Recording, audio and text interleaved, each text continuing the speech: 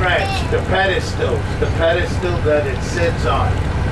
And then under that trench will be, on the edge of that trench will be flame deflectors. You ever see when the rocket goes up, it splatters all over? Well, these flame deflectors deflect the flame and fire into that trench that is 42 feet deep. Now, you ever see, if you see the launch, you see the rocket stand still for a long time, and that fire is coming down. Well, please note, you see the corner there that's scorched up? That's what happens while that rocket is there. The solid rocket boosters, it melts the cement. That is called ablative concrete. Ablative concrete. That's the same thing they line the inside walls of this trench is with that same material. It's fireproof ablative concrete.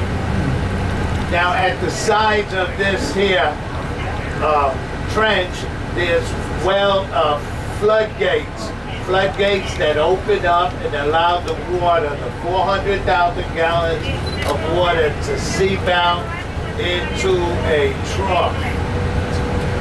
Once again, they got giant high-lows, pick these things up, put them right on the edge of the trench. Now folks, you see the vehicle assembly building, you see that tower. That tower over here in the front, that tower is 392 feet tall. They attach the rocket to that launcher tower, and they'll do that in the vehicle assembly building. Then they will bring it down here. It will take the crawler 8 hours to make its way from there to here. Why? 20 million pounds. Now, this launch is set for 2018, but due to modern day technology and computers, you can watch that on the next video. You're gonna see the SLS rocket, the one that's going, hopefully in the near future, it'll be going to Mars. Right now it's going to the moon, 2018, watch the video.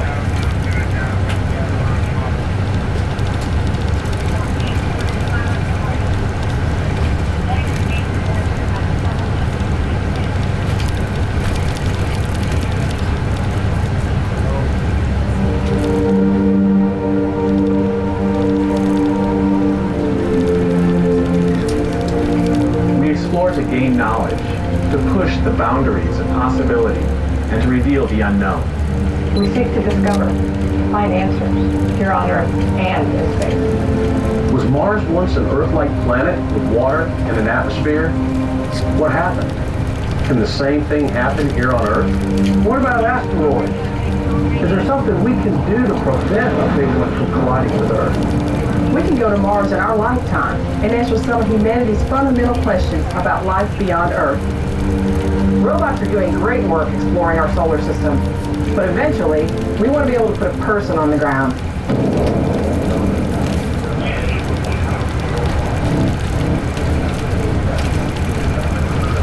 Now, sending people to deep space destinations requires a lot of stuff. Food and water, shelter, fuel, spare parts, tools and supplies. It's like a spacefaring RV. The farther you go and the longer the trip, the more you need, and that means moving a lot of mass. So when you talk about getting past the pull of Earth's gravity, you need a bigger, more powerful rocket.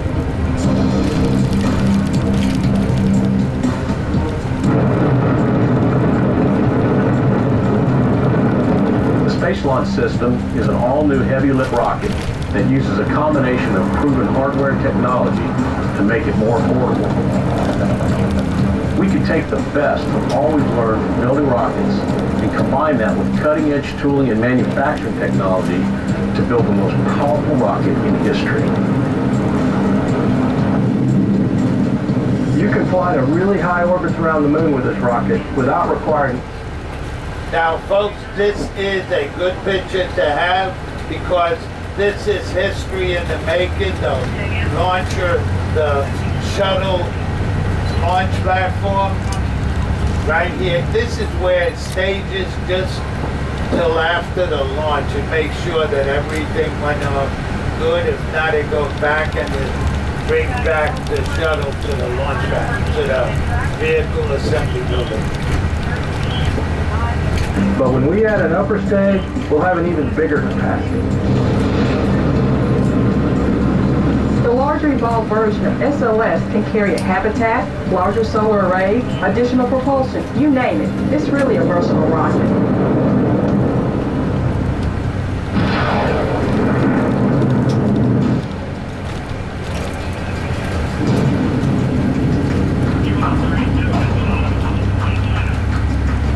To get the astronauts beyond low Earth orbit, we need a new crew vehicle, Orion. The Orion spacecraft is a conical shape, like Apollo was, but it's actually larger than Apollo and is capable of taking people farther into space than ever before. It can protect a crew of 4 for up to 21 days and carry food, air, water, supplies, all the things the crew will need. Orion is the most advanced and versatile spacecraft ever made. It uses state-of-the-art technology, materials, and design processes based on more than 50 years of research and technology development. The first crewed flight of Orion and the Space Launch System will be a flight around the moon during Exploration Mission 2. A crew of astronauts will launch on SLS, fly several orbits around the Earth, then perform a translunar injection, which will send them on a path from Earth orbit towards the moon.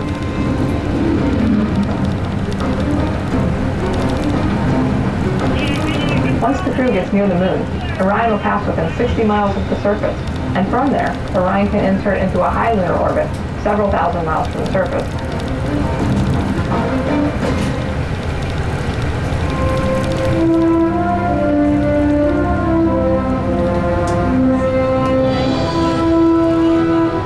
The tools, the knowledge, and the experience that we have at our disposal today come from nearly 50 years of space exploration and ultimately benefit lives here on Earth.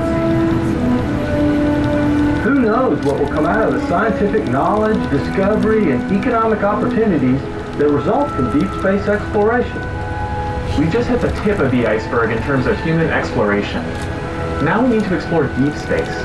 To me, that's the goal, to expand humanity's presence beyond the Earth. Exploring beyond has a deeper purpose, and it is a bolder mission than anything we've ever done before. I believe that people still look to NASA and the United States for leadership in space. It takes courage and resolve and commitment. And when we leave Earth to explore our solar system, it will not be as any one nation or culture, but as citizens of Earth for all of humanity.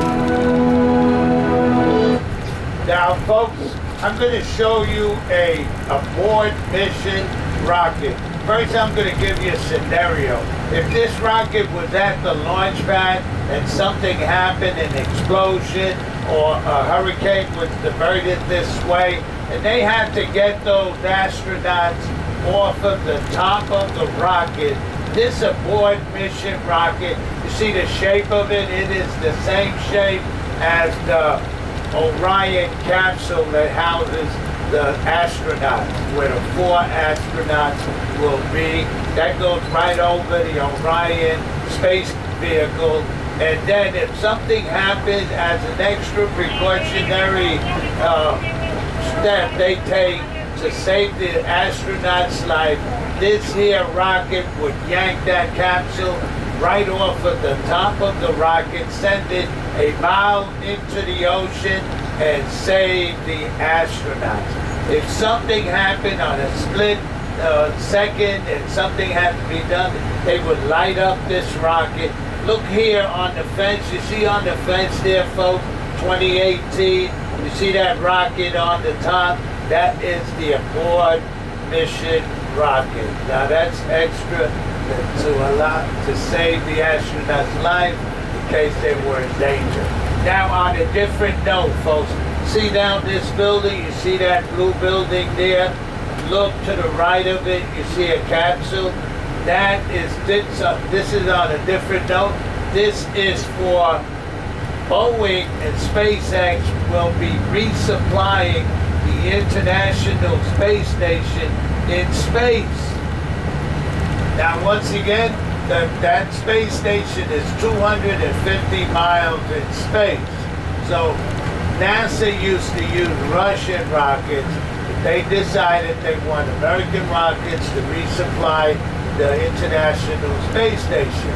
So in order for that to happen, this rocket, this space vehicle from SpaceX has to match the speed of the International Space Station. So at some unknown predetermined space, in space, at a predetermined location in space, the two shall meet. And they'll be going at the same speed.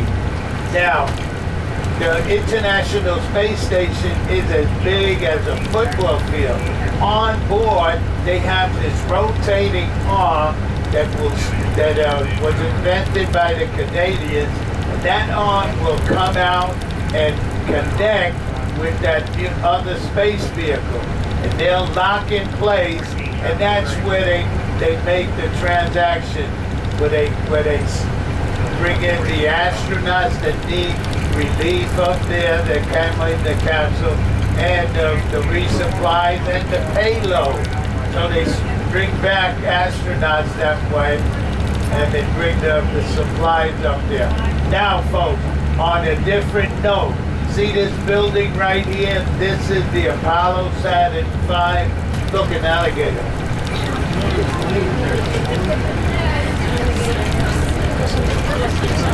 That's a big gator. That was about 14 feet.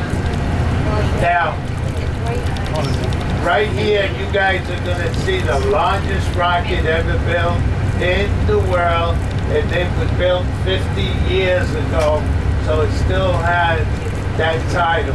Now you're going to see it on display, a beautiful rocket, the Saturn V rocket. This here is all about rockets. You're going to see some bull rocks here. You'll see a spacesuit with the Alan Shepard spacesuit that still has space dust on it. And you'll see it and be able to touch moon rocks here. This is a big building. You're going on another tour, be a guided tour, and it's a different tour. This tour you just took here, you got to sit down and stay here. Over there, you can walk, go get refreshments, and come back. It's a continuous tour. Now, when I drop you off here, you're gonna go. There'll be a steel door there. That steel door will open up. You guys will be able to go inside and begin your tour. Once again, this tour took 40 minutes. 40 to 45 minutes. But you guys, from right here, you're only 15 minutes away from the visitor center. Now, you got to be there at a specific time. You add another 15 minutes because for the line. And then you got to go through the gift shop. That's the key word here, folks. When you're ready thinking about returning, think about the gift shop. That's the only way you can get out. That's where it was strategically placed.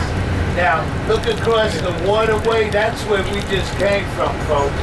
Now, these people on this side, they're going to be viewing that launch tonight. They have a guided tour here. It's a commentator, and he's walking you through the process. You can hear the voice from across the river here. It's a nice viewing area. And the best time to watch a launch is at night because you see the flame disappear in space. This here will be packed tonight. I don't know if you guys, most of you guys will probably be here. But this here has a lawn in the front with benches. There's refreshments, there's food here, there's everything you guys have out there.